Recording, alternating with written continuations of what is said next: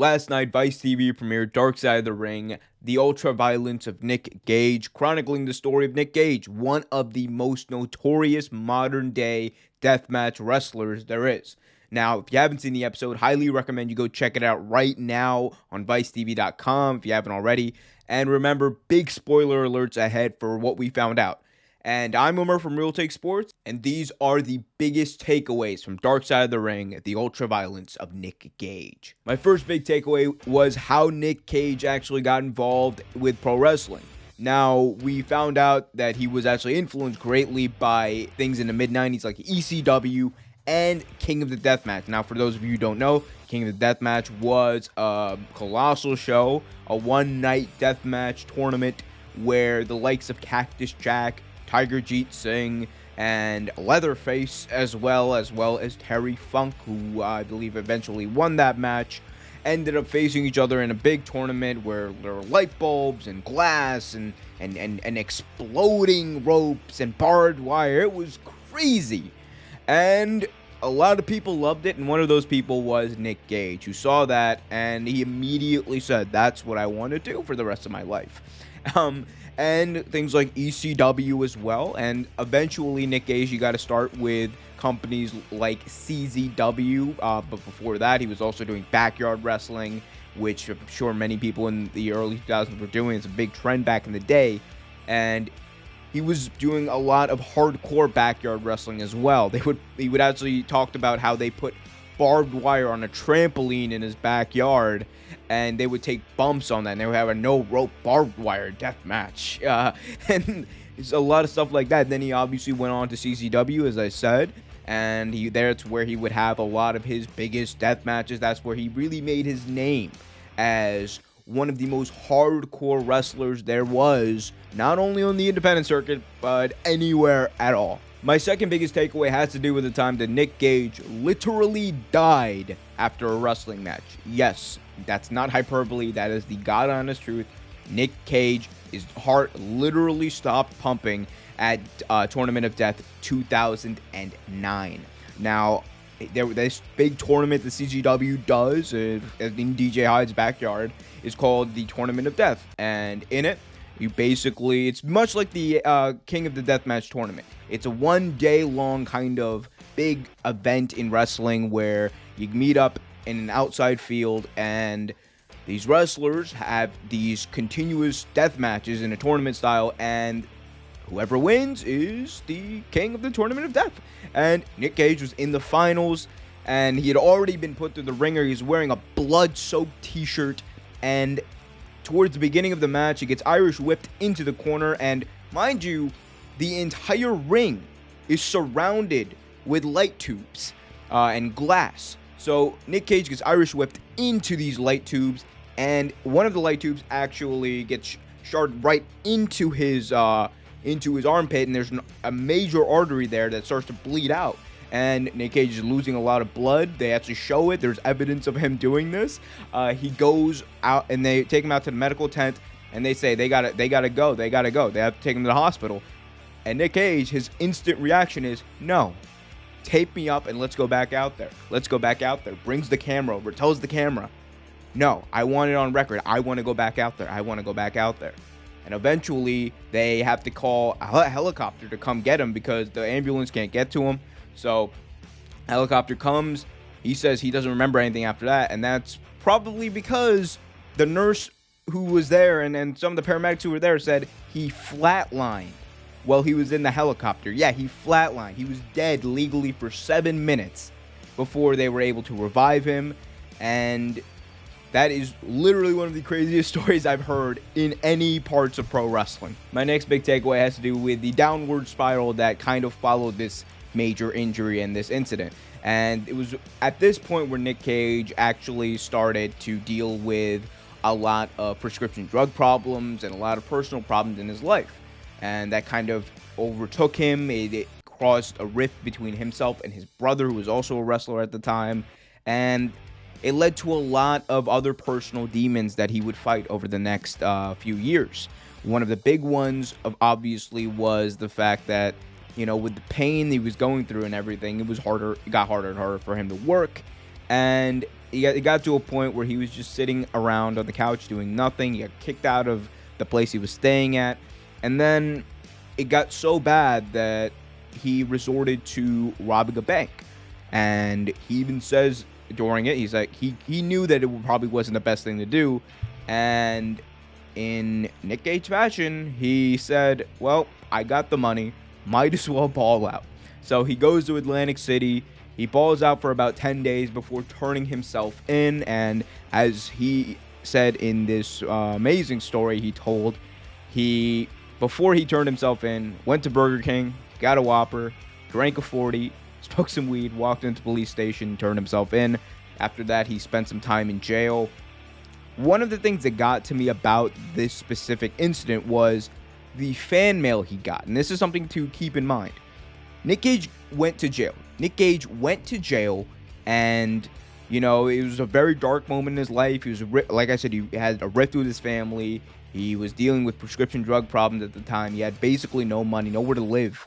And all the while, he's in jail, and he's getting all this fan mail, literally. Like the big stacks of mail from fans he doesn't even know, who are saying, we support you, who are sending him letters, who are sending him cards and whatnot.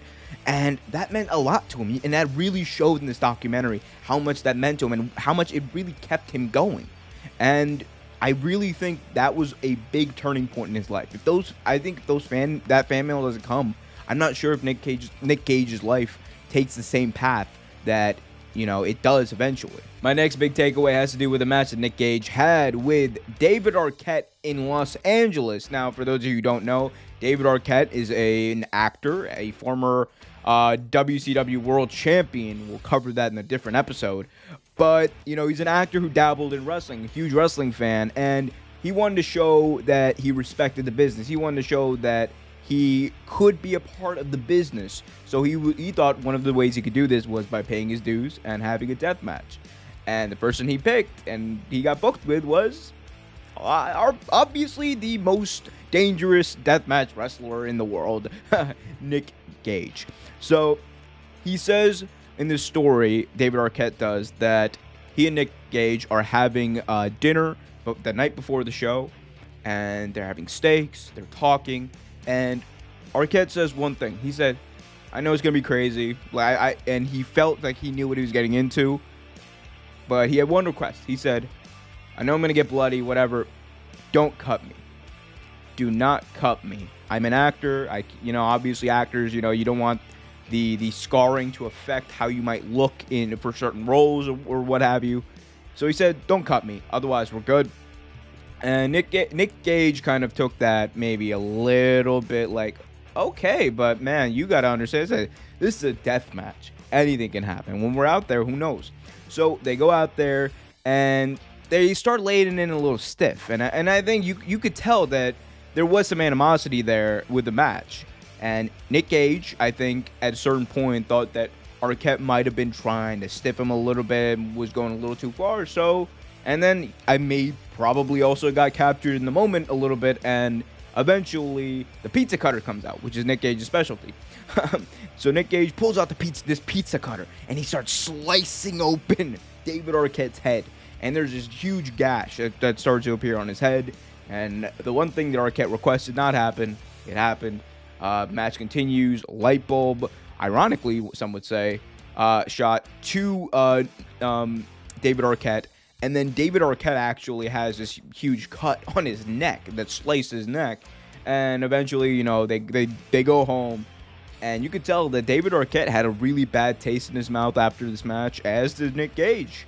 So there's a lot of animosity, I think, still there between these two. I thought that was a really interesting story. My next takeaway has to do with what happened with Nick Gage and his brother. So as we see Nick Gage starting to redeem himself, not only in his own eyes, but in the eyes of the fans, in the eyes of the world and the universe, and his life starts to get better, we hear about the suicide of his brother. His brother jumped off a bridge after eluding police, and there was talks of mental health, of prescription drug troubles and whatnot. And one of the things Nick Gage, did to as an escape from this is pro wrestling. on the night that he found out about his brother's death, he was flying to Los Angeles, and he ended up going to a show there. And he said at the show, he cut a promo, and he said that, I thought about not wrestling tonight, but then I heard you crazy bastards. And he went out there and wrestled. And for some people, Nick Gage included, he's not an anomaly in this. I think work is your escape. And you saw that there in that moment. And, Nick Gage actually talked about how he is now the last member of his household growing up to still be alive. So, that was a little bit interesting, because we saw that early on his brother actually, him and his brother had a huge rift because of the direction that Nick Gage's life was taking, with him going to jail and the prescription drugs and whatnot. So that was an interesting takeaway for me.